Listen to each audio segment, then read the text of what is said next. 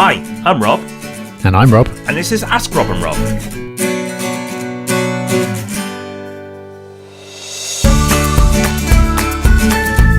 Yes, thank you for joining us on Ask Rob and Rob. You know what you're going to get when you tune into this show. You get a couple of guys answering a couple of questions from a couple of lovely listeners. Those lovely listeners today are Karmjit and Paul, so we'll get to those questions in just a minute. But first, we've got a couple of ways for you to get in touch as well. We have option one, dear listener, is calling in. You can call in on 013 808 00035. Normal rates apply. Or you can go to thepropertyhub.net/ask, where you can record your question there. Super simple. So simple, in fact, that once again, yes, Rob, you were right. 2 people have left questions. And first up this week, we've got Karmjit. Oh, hi, Rob and Rob. Firstly, thanks for all your hard work. Read all your books and listened to all your podcasts. And I'm building a buy-to-let portfolio, and I purchased my first property recently through RMP. My question is about diversification. I've been investing historically in dividend UK stocks and US dividend stocks to generate income. And also I got some pension in index funds. My strategy is to have like 50% of my income being generated from buy-to-lets, UK residential property, and then 50% from UK and USA dividend stocks. I'm just curious to know what percentage of your net worth do you have in UK property? I kind of think it's risky to have all your net worth in UK property. To diversify globally across different asset classes, and just curious to know what percentage of your net worth is actually in UK property, and whether you will change that as you move forward. Okay, and thanks for all your hard work. Bye. Really like this question, Rob. A little bit of a twist on what we normally do, which is obviously mostly about property.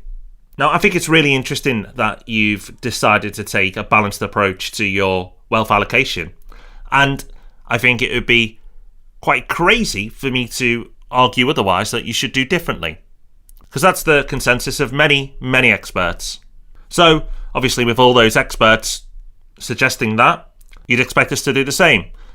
Well, speaking for myself, I don't. But there's good reason for that. And the reason is, I consider myself an expert in my field. And when you know something so well, and you've got that inside advantage, if you like, and you know more than a majority of other people operating in that market, then hopefully you should beat the norms, and you should beat the market norms. Is my risk a little bit higher? Absolutely. It'd be madness for me to argue otherwise. But is my upside a lot higher as well? Yes. And I'm a lot more comfortable investing in property, something I know really well, and having a fair grasp of market cycles as well, than I am with stocks. Now, that's not to say I don't own any. I have a small pension and I hold stocks there, and I find it really interesting. But I haven't got the time, and I don't think it's a good use of my time, to build myself up to expert status with stocks and shares. So I'm going to continue to have the majority of my wealth in property.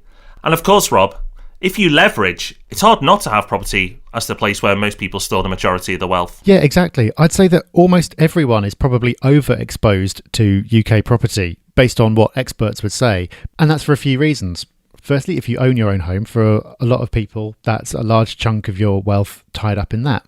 Then, if you have further investment properties, well, property is lumpy. You're putting down a few tens of thousands of pounds as your deposit, so it's not like you're just drip feeding £100 a month into the stock market or something like that. So that gives you more exposure.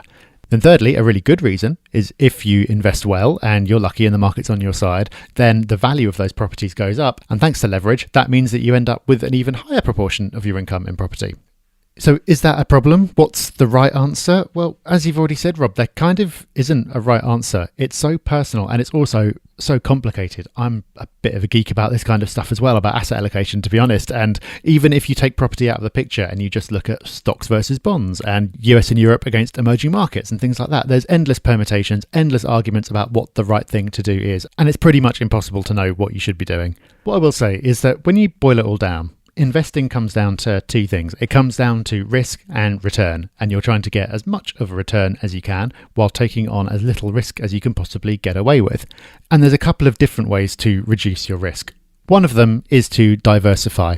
If you spread your money out as widely as you possibly can across as many asset classes in as many parts of the world, then you've de-risked yourself somewhat, because when one thing goes up, another will go down, and it's extremely unlikely that all of it will drop at the same time. The other way to de-risk is what Rob's talked about, to become a real expert in one particular field. In Rob's case, that's property. Now, there's still risk, of course, because Rob might be wrong. It's never happened before, but it could happen. But the chances of that, he thinks, are relatively low because he's got inside information, and if it does happen, he's comfortable with the consequences. I think it's really important to do one or the other.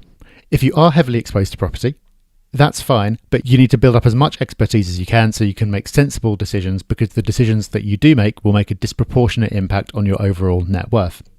And if you do diversify away from property and have some of your net worth in other assets, then I'd say unless you're an expert in those as well, then you should diversify within those asset classes. So you don't have to be an expert, you just know that you spread it widely. When some goes up, the other goes down, and overall you do pretty much okay.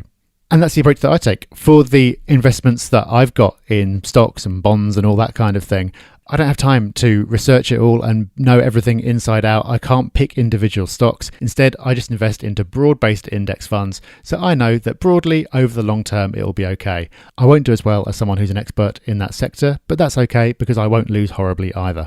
So to answer your question, like Rob, I've got more of my net worth in property than most experts would recommend. I've got the majority of it in property for exactly the same reasons. I do that because it's what I know about, and for the portion that isn't in property, I just recognise that I don't know about it, so I diversify, and I think that's really important. That's what we've chosen to do, but of course that does not mean it's the right thing for anybody else. We would never tell anyone else what they should be doing. It's for you to find out as much as you can, think about your own risk tolerance, think about what you want to achieve, and plan as best as you can from there. Absolutely. And just for the record, I've got plenty wrong. I'm just lucky I've got a bit more right than wrong. But it's very generous of you, Rob. Right, next up is Paul. And I don't know, Rob, but I've just got a sense he's from a wonderful part of the world. Hi, Rob and Rob. My name's Paul and I'm from Liverpool. And I'd just like to start off by saying I'm absolutely loving the podcasts. I'm addicted to them, and I've read all of Rob D's books, and as a result I've put a lot of that knowledge into practice, and I've now got 3 properties which are let out without too much trouble at all. My question is relating to one of my current tenants. Firstly, let me point out that I did go through a letting agent to source the tenants, and since then I've chose to self-manage. I've had a couple of tenants in one of my properties now for 6 months without any issues, but I've just been told that they would like to split up and one of them would like to stay. My issue is that on the affordability, as they were originally assessed on both salaries together. I've spoke to the letting agent who sourced the tenants, and she told me that as the one who wants to stay has got a guarantor, that there shouldn't be too many issues, which all sounds okay on the face of it. But what my concern is that if I have any shortfalls going forward, how difficult is it to chase up the guarantor and ask them to fit any voids or any shortfalls? Thanks for that, and if you can answer that, I'll be really much appreciated. Thanks again, Rob and Rob, and keep up the good work. If I didn't know better, I'd think that someone was going and messing with the queue and putting all the Liverpudlians through first. Well, thank you for your question, Paul. Thank you for your kind words about everything that we do, and congratulations on your 3 properties. Now, by the time you've got a few properties, things are going to go wrong with tenants, as you are unfortunately discovering now. But it's not your fault. It sounds like you've done everything perfectly sensibly. This is the kind of thing that happens. When it comes to tenants, things just happen. And there's no hard and fast rules about how to deal with it. It's very much case by case. So without knowing all the background and without knowing the people involved, it's very difficult to say what you should do. The first thing to say, though, is that you're in a pretty good position because you've got a guarantor. Now, as you've already flagged, having a guarantor doesn't make everything immediately perfect. You don't know how easy it's going to be to actually get them to make up the shortfall if it came to it. A guarantor has a couple of benefits. Yes, you can put pressure on them to pay the rent if needs be. In practical terms, if you actually tried to take them to court to enforce it, it would be difficult, but you could still put pressure on them nonetheless. Another benefit is that they can put pressure on the tenant. If you need to contact the guarantor, hopefully they're going to start getting nervous about their own exposure, and they in turn are going to put pressure on the tenant to put things right. Often that's actually more powerful. Even if you've got no ability or intention of collecting from the guarantor, just having them, especially if it's a family member, have a word with the tenant is enough to sort things out. And the third benefit that you get from your guarantor is it's probably going to allow you to get rent guarantee insurance. That's something that you can't do in all cases. It's going to depend on the type of referencing. It's going to depend on the affordability. But often if you've got tenants who wouldn't qualify for rent guarantee insurance on their own, having a guarantor will allow them to pass and allow you to take that out. So if you are concerned, that might be an option for you to look into. And if you do want to look into that, now's a good time to do it, because if there are arrears and the tenancy gets into trouble, then you're definitely not going to be able to take out insurance, just for the same reason that you couldn't crash your car and then try to take out insurance on it. It's not going to work. But now, while things are all okay, you might be able to. So that's one option for you to look into. But other than that, just keep on doing what you're doing. It sounds like you're being perfectly sensible. You're doing all the right things, so you can just see how things play out. But hopefully it'll all be okay and you can move on to your 4th, 5th and 6th properties without any distractions. Good luck with that, Paul. And I'm sure that bit of wisdom dust that Rob D sprinkled on the podcast there will be very useful to you. And useful to many others as well. And that's the beauty of the show. By asking a question, you learn when you get your question answered, but so many other people learn as well. So don't hesitate to get your questions in. Remember, we gave you the links and the number before, but a reminder for that link, it's thepropertyhub.net/ask. Get your questions in there, and we will get them answered for you in the coming weeks. And coming this week is the main property podcast on Thursday. So make sure you join us for that one. And of course, we'll be back next week with this show. So until then, take care, have fun, bye-bye. Bye-bye.